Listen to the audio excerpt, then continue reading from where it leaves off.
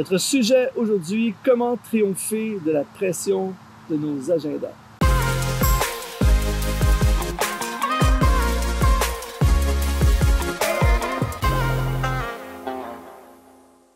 Bienvenue aujourd'hui sur exponentiel.net. Quelle joie de recevoir mon ami Mathieu Desroches, qui est un spécialiste de la gestion de nos agendas, de la productivité. Je l'appelle Monsieur Productivité. C'est un génie qui s'est spécialisé à aider les gens à réorganiser leur vie, gérer leur vie. C'est un coach et il donne des conférences également et il a accepté d'être avec nous sur Exponentiel aujourd'hui. Alors merci Mathieu de nous aider aujourd'hui, d'aider tous ceux qui nous regardent. Comment triompher de la pression de nos agendas? Mathieu, je sais que c'est tu as étudié le domaine depuis des années, c'est vraiment ton cœur d'aider les gens, mais il y a plein de gens, moi-même, je me suis retrouvé souvent dans ma vie à des moments où on a l'impression on n'y arrive plus. C'est comme une spirale, un tourbillon. On commence le lundi matin en regardant la semaine, des rendez-vous, c'est mur à mur du matin au soir, les parents qui vont porter leurs enfants à la garderie, la crèche, qui courent toute la journée, des rendez-vous, le boulot, les pressions du patron, les pressions de la famille, un repas avec la famille, recevoir des invités, même des fois aller en vacances devient un fardeau tellement il faut préparer les vacances, les enfants, l'école, les devoirs, les factures à payer, les piles qui s'accumulent partout. On a l'impression de ne pas fournir au travail, on n'a pas l'impression de ne pas fournir à la maison. On arrive le week-end, on est complètement épuisé et encore des pressions le week-end, tout ça. Et je suis certain que alors que je décris ceci, ce n'est pas le but, ce n'est pas de décourager qui que ce soit, mais je suis sûr que je parle à plein de gens en ce moment. Ouais. C'est la vie de plein de gens autour de nous, surtout dans cette société contemporaine de tourbillon. Ouais. Et toi, tu as trouvé des solutions et on est tellement heureux que tu sois avec nous aujourd'hui pour nous aider. Sors-nous de ce gouffre. Comment on fait? Comment fait-on pour triompher de la pression des agendas? Grosse question, puis en même temps, c'est vrai que c'est tellement un défi qui est plus que présent dans notre époque actuelle. Nos vies sont chargées et tout. Aujourd'hui, on peut regarder ensemble à quelques pistes de solutions. Et la première chose que je dirais pour se sortir de cette pression-là, d'un agenda trop plein, trop chargé, pour moi, c'est tout simplement de retirer le non-essentiel de sa vie. On connaît tous des gens, et peut-être même que c'est notre cas à nous, qui sont impliqués dans beaucoup trop de choses. Je connais personnellement des gens qui font partie de 10 comités au travail, dans leur église et tout ça. Des gens qui travaillent, ils poursuivent 3 ou 4 projets en même temps. Et vraiment, c'est la somme de toutes ces activités-là, ces obligations-là qui, au final, viennent remplir leur agenda et leur mettre une pression. Donc, pour moi, la première clé, c'est de s'attaquer directement à la source du problème et de se demander, en fait, pourquoi est-ce que j'ai autant de pression dans ma semaine? Pourquoi est-ce que je suis autant surchargé? On est d'accord avec ça. Et donc, la première question, en fait, c'est d'évaluer qu'est-ce que j'ai en ce moment dans mon assiette, dans mon agenda, qui n'est pas essentiel. Comment on fait pour deviner? Parce que des fois, on a l'impression... Oui, il y a des choses parfois qui... il y a certaines personnes, c'est évident que ça n'a pas de sens. Il y a des trucs qu'ils font qui n'ont pas de sens. Mais souvent, la ligne entre l'essentiel et le non, on a l'impression des fois que tout est urgent et tout ça. Comment toi, tu définis essentiel et non essentiel? Pour moi, je dirais tout ce qui est lié directement ou indirectement à l'accomplissement de ta mission de vie. Par exemple, Luc, tu es auteur, compositeur, conférencier. Et donc, évidemment, il y a certaines activités qui, dans ton cas, sont essentielles. Luc Dumont ne pourrait pas se permettre de dire « j'arrête de prêcher » ou de communiquer. On est d'accord? Pour toi, c'est essentiel. Par contre, et là c'est un exemple, je dis pas que c'est ton cas. Par contre, le comité de musique dans lequel tu t'investis à titre personnel, est-ce que ça vaut vraiment la peine? Non pas que c'est mauvais en soi, ça peut être une très bonne chose, mais est-ce que ultimement le fait de participer à ce fameux comité-là va te faire progresser dans la vie. Donc, pour moi, c'est vraiment la ligne de encore une fois, quelle est ma raison d'être? Pourquoi j'existe? Et quel est l'essentiel de ma vie? Qu'est-ce que moi et moi seul, je peux accomplir dans la vie? Et donc, ça demande un sacrifice. C'est-à-dire que le comité de musique, c'est un bel exemple, qui est quelque chose de fantastique, c'est nécessaire qu'il y ait un comité de musique, mais la question que je dois me poser, est-ce que c'est essentiel que moi, j'y participe? Exactement. Et il faut savoir, malheureusement, et j'en viens en même temps à une deuxième clé qui se chevauche, mais il faut savoir dire non. Et puis ça peut tellement paraître un conseil cliché, on l'entend partout, hein, apprends à dire non et tout ça. Mais en même temps, c'est tellement vrai. Souvent, on va dire oui à toutes sortes de choses. Est-ce que tu pourrais t'impliquer en fin de semaine? Oui. On dit oui sans réfléchir parce qu'on veut bien faire, on veut servir, on veut plaire aux gens. Mais ultimement, après, comme tu mentionnais, on arrive le samedi ou le dimanche, on est complètement épuisé, on a eu une grosse semaine et parce qu'on a pris certains engagements sans trop réfléchir, on se retrouve en fait, on a la corde au cou et on n'arrive pas à avoir du temps pour soi, à se reposer, ni même à juste des fois passer du temps en famille. Donc, apprendre à dire non, c'est pas juste dire non maintenant, c'est dire non au futur. Oui. C'est-à-dire, faut être capable de voir ce que ça va demander dans le futur. Exactement. Qu'est-ce qui fait que les gens sont pas capables de dire non? Bien, évidemment, je pense qu'il y a un côté qu'on aime plaire aux gens, on ne veut pas décevoir, ça c'est certain. Parfois, il y a un certain côté que des fois, on est obligé, en fait. Si ton patron te demande est-ce que tu veux prendre tel projet, c'est difficile de dire non à son patron. Donc, je pense qu'il y a beaucoup de cela. On veut plaire aux gens, on ne veut pas décevoir. Et des fois, c'est tout simplement une obligation qui ne nous permet pas de dire non, tout simplement. Est-ce que tu crois que on se surestime? Est-ce que tu crois qu'on surestime nos capacités ou notre agenda? Totalement. Et la raison, totalement.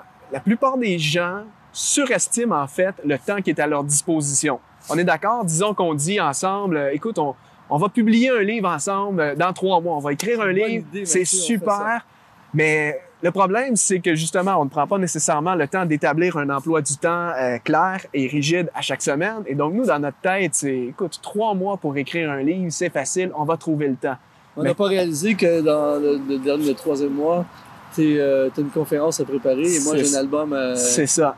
Et là, tout à coup, et là, c'est là qu'on se retrouve dans le cycle d'un agenda qui nous écrase. C'est, hey, on a pris un engagement de sortir un livre dans 3 mois, la date arrive, je suis écrasé par ça, il faut que je me couche à minuit le soir si je veux y arriver. Et c'est ça, en fait, une des causes. C'est pas nécessairement non définitivement, mais c'est non pour cette fenêtre de temps. C'est ça, exactement. Donc, d'écrire un livre, toi et moi, on pourrait dire non dans 3 mois, mais pas nécessairement non dans 1 an ou dans 2 ans. Exactement, c'est ça. Donc, parce que des fois, les gens pensent que non, ça veut dire... Jamais.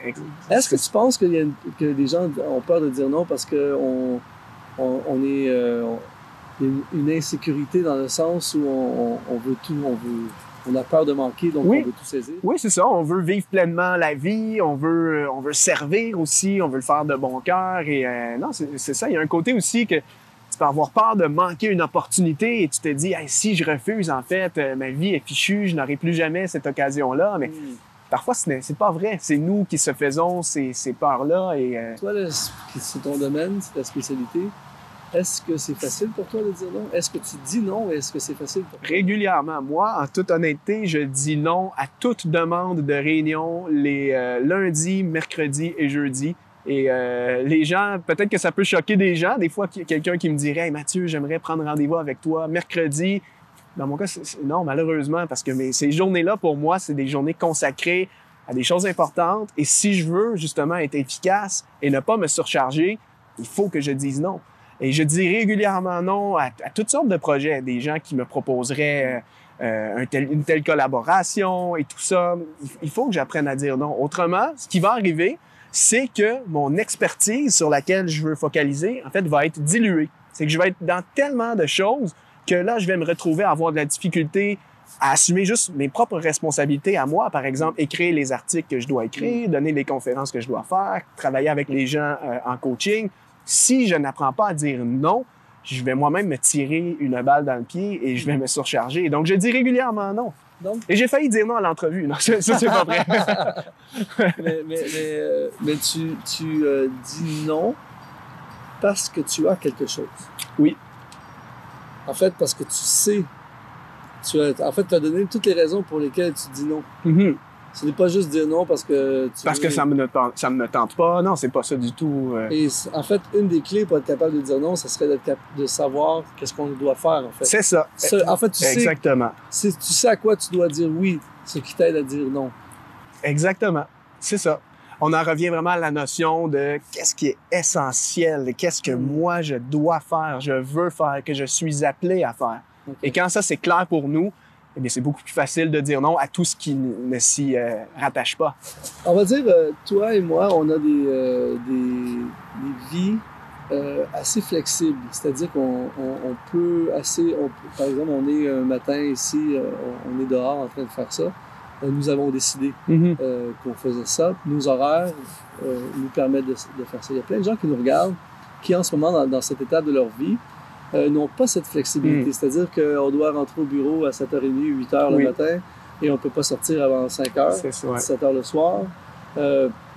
Ensuite, il y a des familles avec des enfants, aller porter le fils au foot le soir, l'autre les cours de piano le jeudi soir.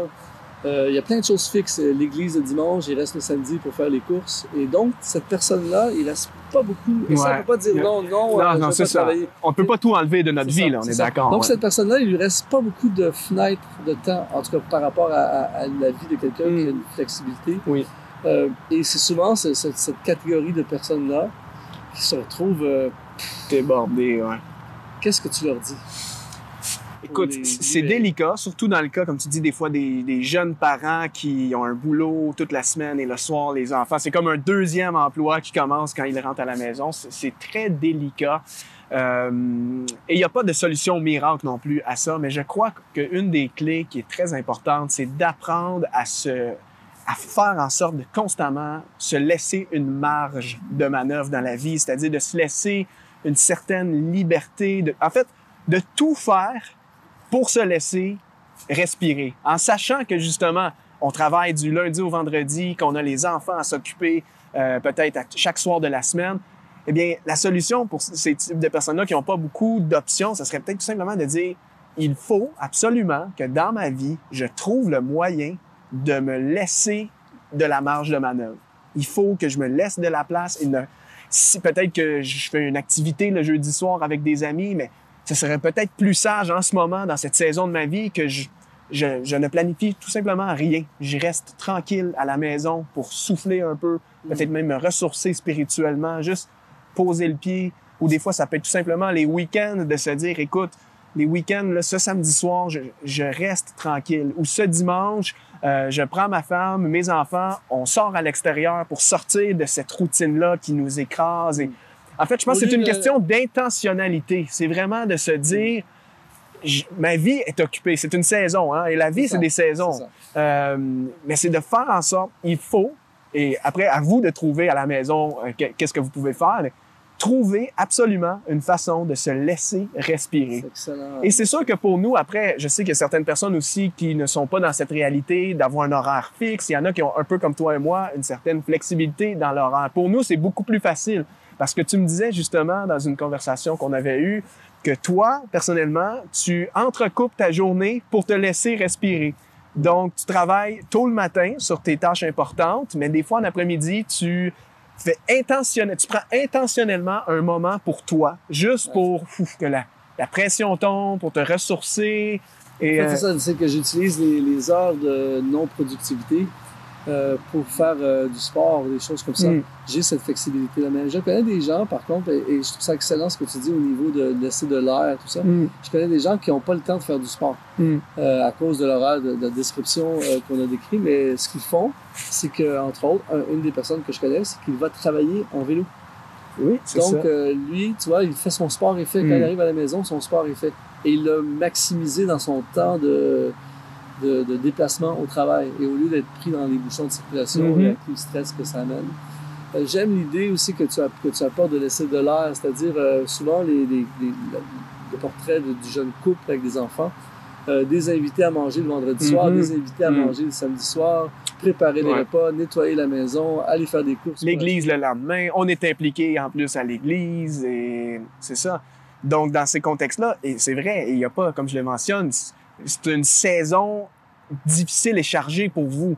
Mais c'est justement, c'est de se dire parfois, est-ce que ce serait pas plus sage que on prenne du temps pour nous, peut-être ce samedi soir, tu sais, sachant que si en fait on fait un souper avec des amis, même s'il n'y a rien de mal en soi, on sait très bien que le dimanche, on va être encore épuisé. Et là, c'est un cycle sans fin. Le lundi arrive et on reprend. Et ça finit plus. C'est ça. Je t'ai déjà entendu dire, Mathieu, tu parlais de réactif versus proactif. Oui. Par rapport à l'agenda. C'est-à-dire qu'il y a des gens qui sont là le lundi matin et puis ils laissent la semaine les attaquer. Ah oui. Et il y a d'autres personnes comme toi qui sont proactifs, qui attaquent la semaine. C'est ça. Est-ce que tu pourrais nous expliquer un peu est-ce que ça pourrait aider les gens? Oui. Moi, tout simplement, c'est que j'aborde chaque semaine, dès les lundis matins, vraiment de façon très intentionnelle. Et comment je m'y prends? Tout simplement en planifiant d'avance ma semaine. Donc, moi, personnellement, je prends un moment. En ce qui me concerne, moi, c'est souvent le dimanche soir. En fin de journée, en fait, plutôt vers les 17 heures, je vais prendre environ 30 minutes où est-ce que je vais vraiment regarder à la semaine qui s'en vient, tous mes rendez-vous, toutes mes obligations et j'établis un plan pour ma semaine.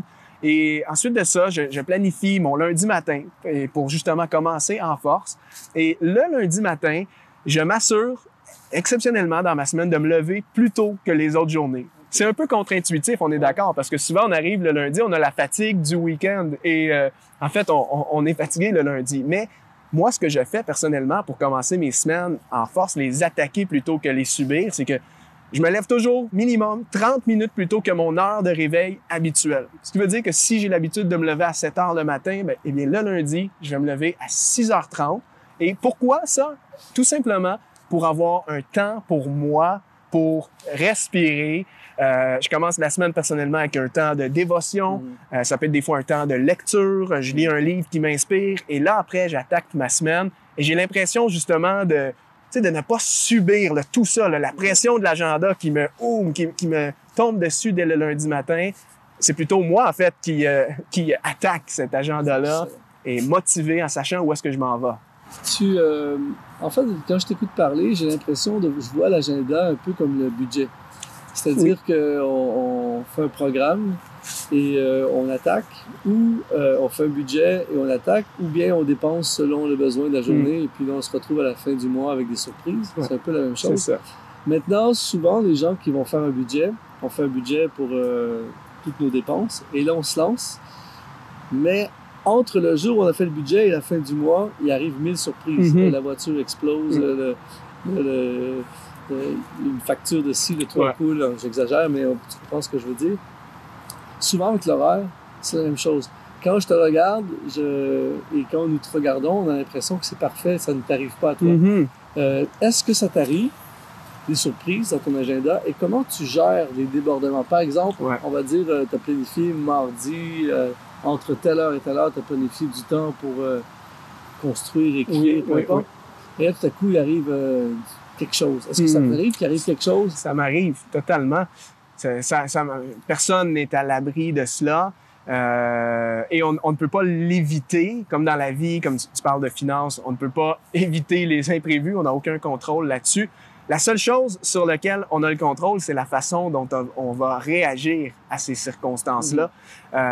Et donc, il y a quelques années, j'étais un peu plus jeune, peut-être à moins de maturité et tout, et quand ce genre d'imprévu-là m'arrivait, oui, je pouvais m'énerver. C'est comme, j'avais planifié telle chose et là, je me suis fait voler mon temps. Et là, ça gâchait le reste de ma journée. J'avais une mauvaise attitude.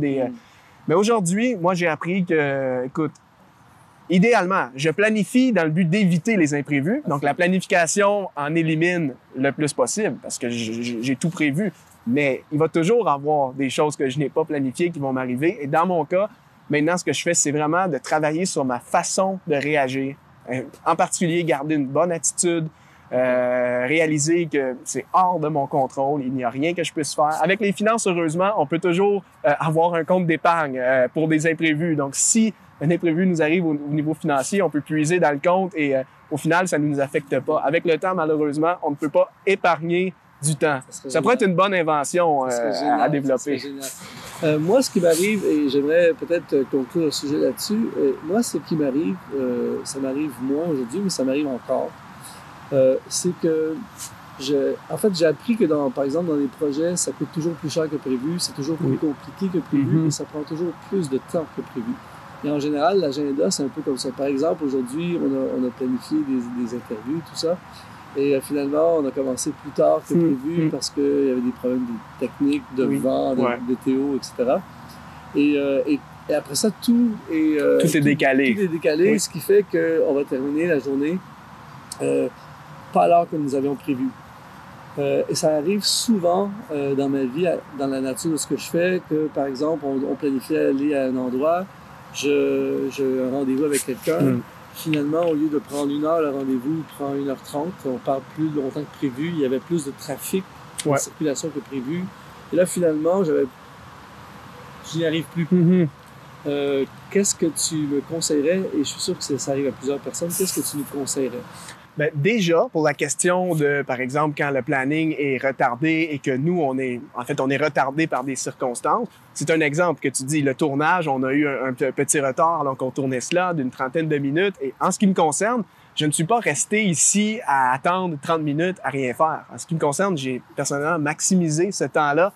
Donc, moi, j'ai toujours ma liste de choses à faire dès que j'ai un peu de temps qui se libère. Et pendant que j'avais 30 minutes de temps perdu, j'en ai profité, passé 2 ou 3 appels, envoyé des courriels. Et en fait, ce 30 minutes-là, pour moi, a été finalement un temps productif. Donc, une des clés lorsque, justement, notre planning est retardé, décalé, déjà, s'assurer de toujours avoir peut-être accès à une liste de tâches, peut-être sur votre téléphone, pour justement essayer de maximiser ce temps-là, ne pas juste subir cette perte de temps-là. Et après, si c'est le cas où vraiment le planning est déboulé et là, ça a un impact sur d'autres activités, ben encore une fois, je pense que tout est dans la façon de réagir. C'est des choses qui arrivent. Et c'est pas trop en planifier, justement. Oui, se laisser de la marge de manœuvre, encore une fois. Ne jamais coller, par exemple, toutes sortes de réunions ou d'événements un après l'autre. Par exemple, si on est en train de faire ce tournage vidéo en ce moment, ce ne serait pas sage pour moi de me planifier un rendez-vous dans 30 minutes. Parce que si jamais, justement, notre entrevue se prolonge, eh bien là, je suis stressé et là, mon rendez-vous va être décalé. Donc, c'est ça. Mais ça revient à la planification, tu comprends? En planifiant bien notre semaine et nos journées, on évite le plus possible que ces choses-là se produisent. Et on prend de l'expérience. Plus on planifie, plus on devient à l'aise. Et moi, avec une certaine expérience, je sais justement comment planifier ma journée pour éviter le plus d'imprévus, de débordements possibles. Et quand ça arrive, c'est soit que je maximise mon temps en faisant quelque chose dans le temps perdu, ou tout simplement que je travaille sur ma façon de réagir face à cela. Je ne m'énerve pas, je reste positif et ça fait partie de la vie. Mathieu Desroches, merci pour ta sagesse, merci pour ton coaching, merci pour ce que tu nous apportes. Et je suis sûr que tu as aidé aujourd'hui plusieurs personnes à se libérer. On peut sortir du tourbillon de l'agenda. Il y a des solutions. Et justement, si on veut en savoir plus, je sais que tu as des blogs, tu as un site, on peut avoir accès, tu fais du coaching même personnalisé avec des gens. Comment on fait pour te rejoindre? Mon site internet, mon blog, MathieuDesroches.com. Il y a aussi mes réseaux sociaux, compte Instagram, page Facebook à mon nom personnel. Et vous allez avoir, en tout cas sur mon site internet, c'est vraiment là que tout se passe. Mes articles, des ressources gratuites et mes services de coaching. Donc, venez jeter un coup d'œil à tout cela si vous voulez en savoir plus. Je vous invite vraiment à visiter MathieuDesroches.com. Merci beaucoup, mon ami, pour ce que tu as apporté. Merci. Alors, si vous avez été aujourd'hui libéré ou le commencement de libération, si vous avez reçu, si ça vous a activé, ça vous a aidé, je vous encourage à vous abonner à notre chaîne YouTube en cliquant sans hésiter maintenant sur s'abonner. Vous pouvez visiter exponentiel.net également. On a plein de vidéos. L'objectif, c'est d'activer ta destinée, contribuer dans ta destinée, t'aider à réaliser ta destinée. Merci d'avoir été avec nous aujourd'hui. Merci Mathieu. Et on vous dit à une prochaine.